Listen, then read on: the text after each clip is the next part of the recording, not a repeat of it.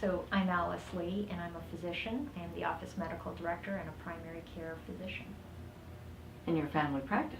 in internal medicine and pediatrics. And I'm Pat Adams. I'm a nurse, but in this role I'm the practice administrator for internal medicine and family practice. I'm Sarah Crislip. I'm a supervisor, clinical supervisor for internal medicine and for family practice.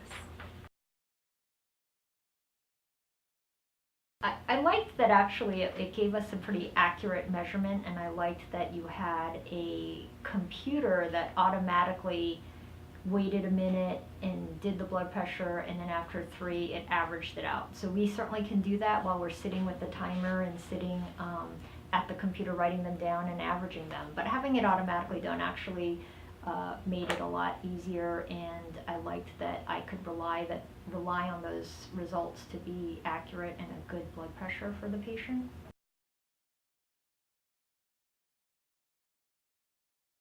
So I did like the protocol, and I liked that it made us be very mindful every time we take a blood pressure of having the proper position and checking it 3 times.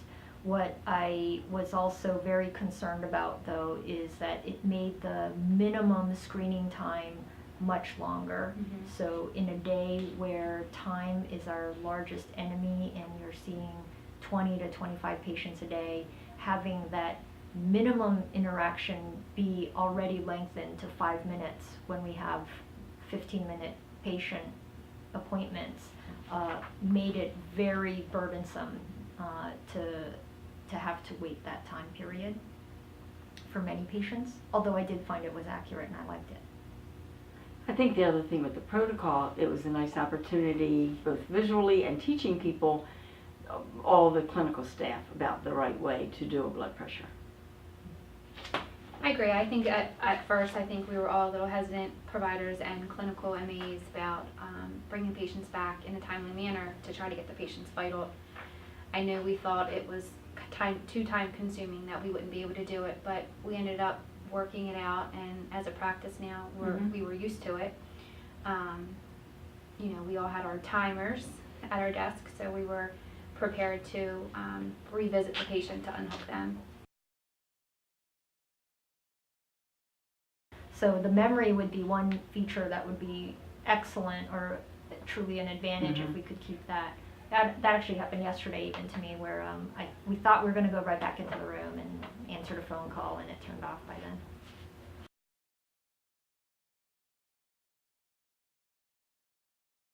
So I think that we were using the Omrons now for a few years. So I mean, I think it's been ingrained. I think I still use the wall monitors when I have to repeat it, more just because the MA has the machine. But I mean, I do trust the Omron, and I like it, and we're very used to it.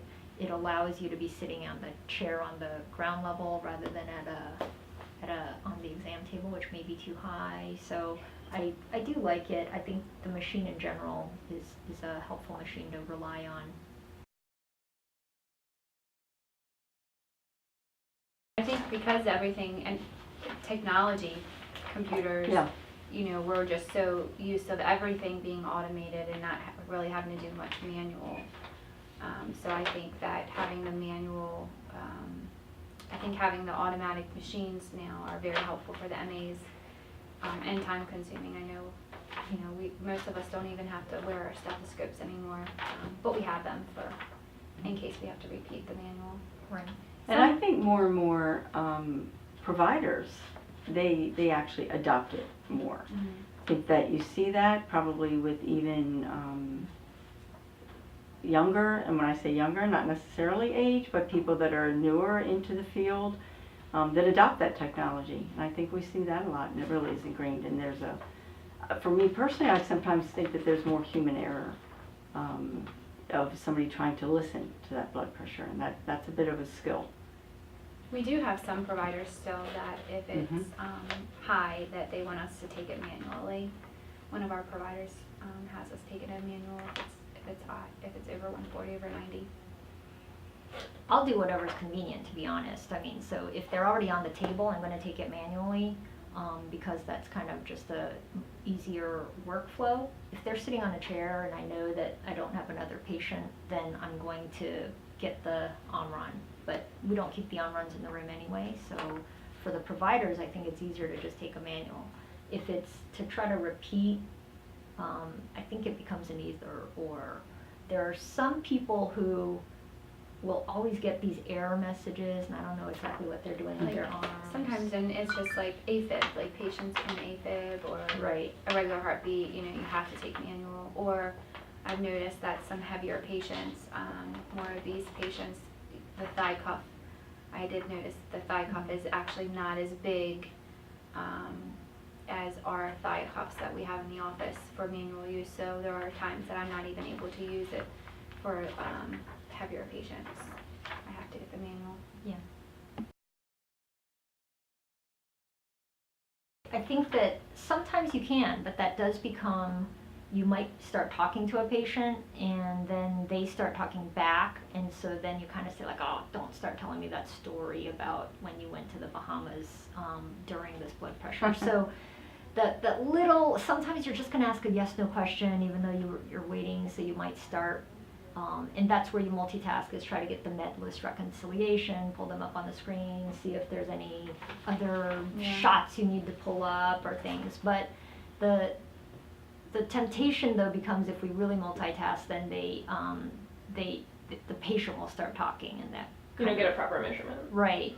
I think for providers, the easiest thing to multitask is don't even enter the room. Mm-hmm. So that's when I'll be just in my room or try to take care of other stuff. And we'll leave the room. Yeah. We won't even have that temptation to ask, and that's where the timer comes in play. Are you multitasking in between? Is there enough time to do something I'll go else? back to my desk and do maybe some multitasking at my desk, a phone call or something, in that time frame, but not interacting with the patient, because Yeah, if the time for the patient to be seen has already started, I mean, that's where you can multitask with a different patient, but you still need to get the patient seen and out and get started on the next patient. So that's where the time is really a challenge, I would say.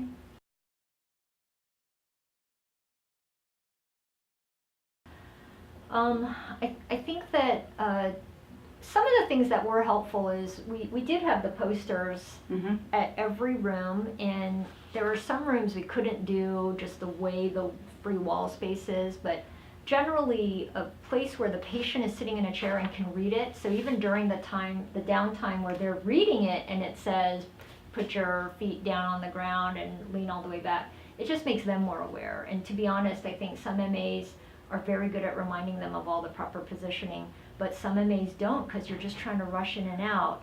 And the patients will even say, oh, she didn't tell me to put my feet on the ground, but I see the poster said to do that. And so I think the poster definitely helped, and having the poster be in a place that they can see rather than behind the door. Help to educate the patient too. Yeah, helped educate the patient.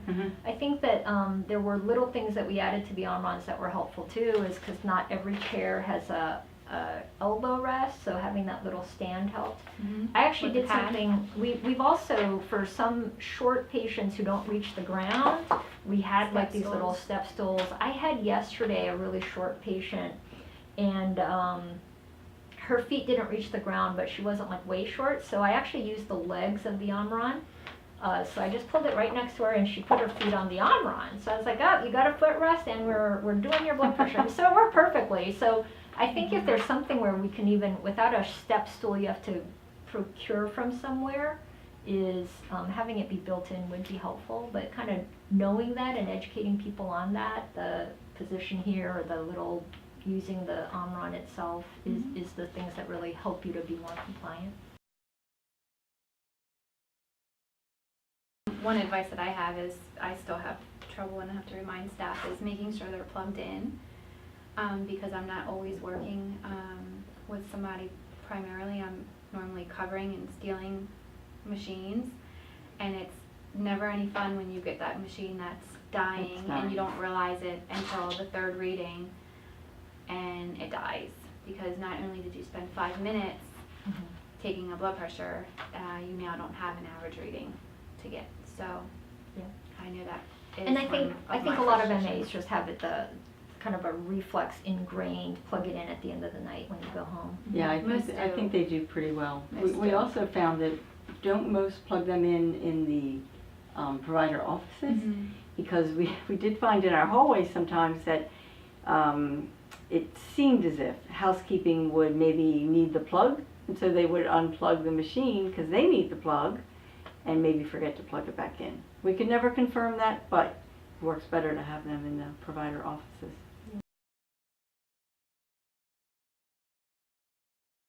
I think the big thing is that just honestly being open to change and trying to adopt something that really might have a better, maybe not outcome, but really better measurement that might ripple to a better outcome for patients. You know, I think is important, and just being open because it is a change, it is different.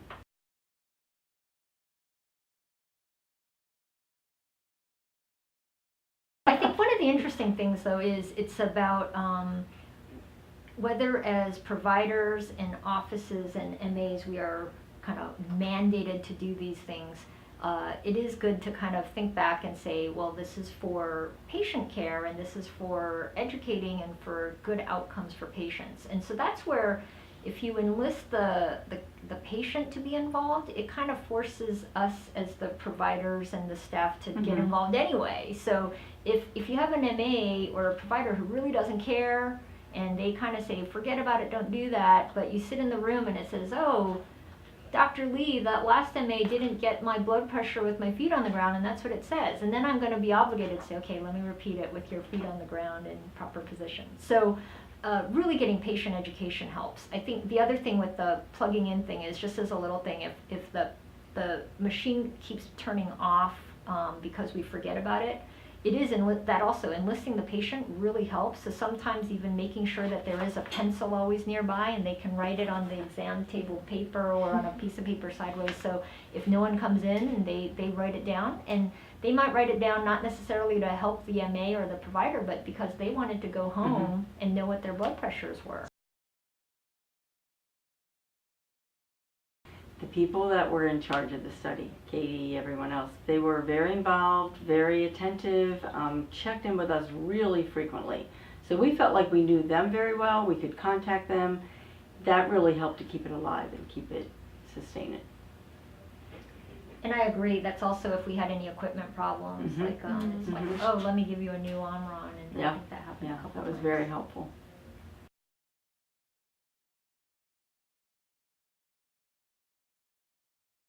Yes, I think we did. We had, and we still have them, the cards on each machine. I don't know that they're on every one now, but what each error code was, and how to really troubleshoot it, what the problem was, whether it was an inflation error or if it was an abnormal heartbeat. We knew, if it was an abnormal heartbeat that we probably going to have to just do a manual, versus if it was an inflation error, we could just check our tubing. Because I was going to say that's interesting that you say that, because as providers we did not get any of that kind of education. We just kind of followed along. And I would say whenever I got an error, I'd be like, I have no idea what this means, and it would actually be really frustrating. So maybe as moving forward would be to actually teach the providers about the machine as well, and that might get some more involvement as well. So yeah, because when I get an error message, I'm like, forget it, let me just do a manual. Right. I don't get error messages when I do the manual.